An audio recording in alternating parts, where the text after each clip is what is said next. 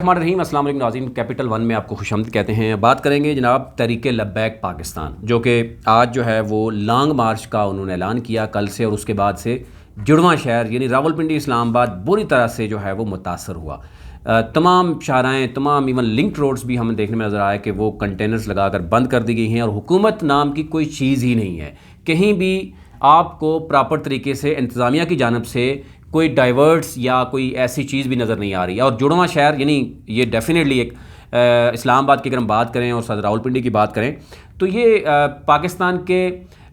Most modern cities میں شمار ہوتے ہیں، اور اگر وہاں پر بھی انتظامیہ ناکام ہو رہی ہے کہ وہ پراپر بتا بھی نہ سکے، کوئی ڈائیورژن بھی نہ لگا سکے، اور پھر اب میڈیا کا دور ہے، آپ کسی بھی ڈی سی اسلام آباد چلے جائیں، اس کے پیج پہ چلے جائیں، یا ڈی سی راولپنڈی، جو چھوٹی چھوٹی چیزوں کے حوالے سے اگر ہم بات کریں تو ڈی سی اسلام آباد یا ڈی سی راولپنڈی اپنا کیک کاٹنے کے لیے بھی سالگرہ کا وہ اپنے فیس بک پہ لگا رہے ہوتے ہیں، ٹویٹ پہ لگاتے ہیں، یہاں پر کوئی کسی قسم کی آپ کو پراپر روٹ بھی نہیں ملے گا، پراپر میکنزم بھی نہیں ملے گا کہ راولپنڈی اسلام آباد کے شہریوں کے لیے کیا ہدایات جاری کرنی ہے، انہوں نے گھروں میں رہنا ہے، انہوں نے نکلنا ہے، انہوں نے کیسے جانا ہے۔ بہت سے ادارے ہیں جنہوں نے چھٹی نہیں دی آج، اور لوگ جو ہے وہ راستے سے واپس آئے ہیں، لوگوں کی گاڑیاں خراب ہوئی ہیں، ان کو توڑ پھوڑ ہوئی ہے، اور بہت سے کنٹینرز آپ نے دیکھا ہوگا کہ ان کو بھی ہٹانے کی کوشش کی گئی ہے۔ یوں جمعے کے بعد اب آپ نے دیکھا ہی ہے کہ لاہور سے مارچ باقاعدہ طور پر شروع ہو گیا ہے۔ اب اس میں اگر دیکھیں تو کیا مطالبات ہیں، یعنی تحریک لبیک پاکستان جو ہے وہ کیوں مارچ کرنا چاہ رہی ہے، اور ان کے ڈیمانڈز کیا ہیں، اس طرح کی جو بہت سی چیزیں تو پہلے آ چکی ہیں، لیکن کچھ پس منظر آپ کو ہم بتا دیتے ہیں۔ ایک تو اس وقت جو ہے وہ راولپنڈی اسلام آباد کی تمام جو اہم شاہراہیں ہیں وہ بند ہیں، ڈی چوک کی جانب والے راستے تقریباً اسلام آباد میں سارے بند ہیں، اور اسی طرح اگر ہم دیکھیں تو جو ٹریفک پلان پہلے سے ہی جو ہے وہ میں نے بتایا کہ وہ پراپر نہیں دیا گیا۔ آئی جی پی روڈ پہلے ہی کنسٹرکشن کی وجہ سے وہ ویسے بند ہے، اور باقی ایریاز جو ہیں وہ بند کر دیے گئے ہیں۔ تو اب ایک طرف تو تحریک لبیک پاکستان سب سے اہم جو ان کا مطالبہ ہے وہ ہے سعد رضوی جو ہیں، جو سربراہ ہیں تحریک لبیک کے، ان کی رہائی کا کہ جناب حکم دیا جائے کہ عدالتوں سے تو وہ ان کو احکامات جاری کر دیے گئے ہیں، حکومت اس پر امپلیمنٹ کیوں نہیں کر رہی۔ دوسرا ان کا جو مطالبہ، اہم مطالبہ، سب سے پہلا مطالبہ تھا کہ فرانس کے جو سفیر ہیں اس کو ملک بدر کیا جائے، لیکن لاسٹ ٹائم ہم نے دیکھا کہ حکومت نے ان کے ساتھ معاہدہ کیا کہ ہم پارلیمنٹ میں لے کے جائیں گے، اور حکومت پارلیمنٹ میں لے کے گئی اور اس کے بعد وہاں پر خاموش ہو گئی۔ یہ ایک ان کا دوسرا مطالبہ ہے کہ حکومت کو کم از کم 2-3 سیشن تو کرنے چاہیے تھے، لیکن چلو اینی ہاؤ، حکومت اگر لے کے گئی ہے، انہوں نے ایک پورا کر لیا ہے۔ اب یہ بھی کہا جا رہا ہے کہ فرانسیسی جو سفارتکار ہیں اس کی بے دخلی سے یورپی ممالک کے ساتھ تعلقات کشیدہ ہو جائیں گے، یہ وزیر داخلہ شیخ رشید کا کہنا ہے۔ وزیر اعظم نے بھی اس پہ حوالے سے بات کی، اور جو بھی ہے انہوں نے چیزیں سامنے رکھیں۔ اب اگر اس کا پس منظر دیکھیں تو آپ کو پتہ ہے کہ جب فرانس میں سرکاری سطح پر گستاخانہ خاکوں کی اشاعت پر مسلم دنیا میں سخت رد عمل آیا، اس وقت تحریک لبیک پاکستان نے جو ہے وہ احتجاج شروع کیا۔ اسلام آباد میں آئے، 16 نومبر کو ایک معاہدہ کیا گیا، اور اس کے بعد وہ ختم کر دیا گیا، اور پھر اس کے بعد 16 فروری کو اسلام آباد میں مارچ اور دھرنے کا اعلان کیا گیا تھا۔ اب پھر 20 اپریل کی ڈیڈ لائن دی گئی تھی،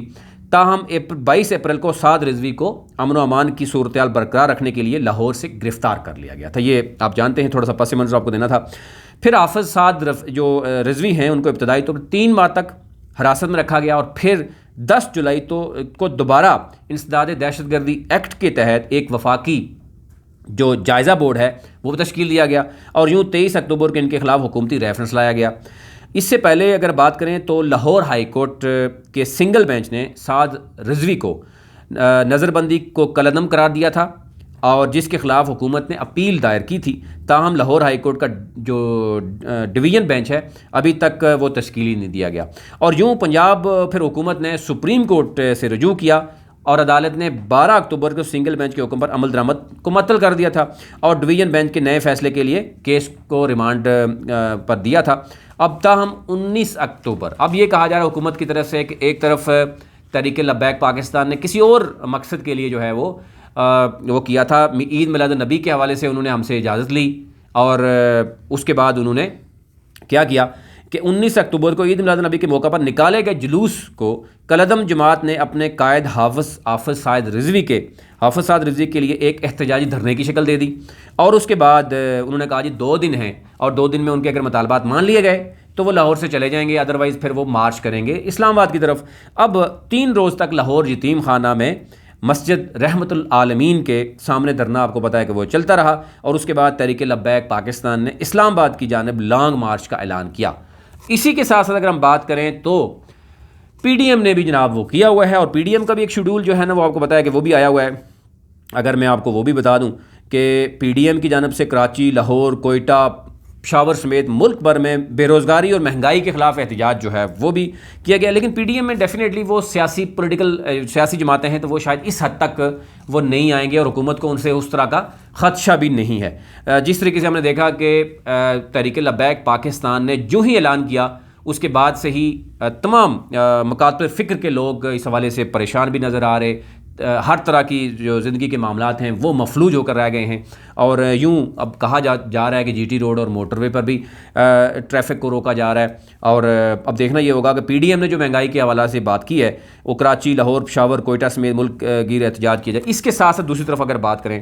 تو ملکی حالات اور اس خطے کے حوالے سے بات کریں تو وزیر خارجہ اور D G I S I ان کا بڑا اہم دورہ افغانستان کا ہوا۔ وزیر اعظم عمران خان 23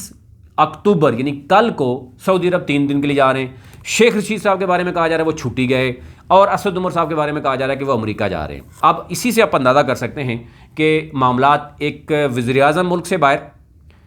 وزیر خارجہ بھی ملک سے باہر گئے، لیکن وہ ڈیفینیٹلی وہ آ جائیں گے، لیکن وزیر داخلہ جو ہے وہ چھٹی پہ چلے جانیں گے، تو مطالبات کان کرے گا۔ اب اس میں 2-3 چیزیں ہیں۔ ایک تو کہا جا رہا ہے کہ وفاقی جو وزیر ہیں مذہبی امور، پیر صاحب کو تو دیکھنا چاہیے۔ پیر صاحب تو ویسے بھی پیر ہیں اور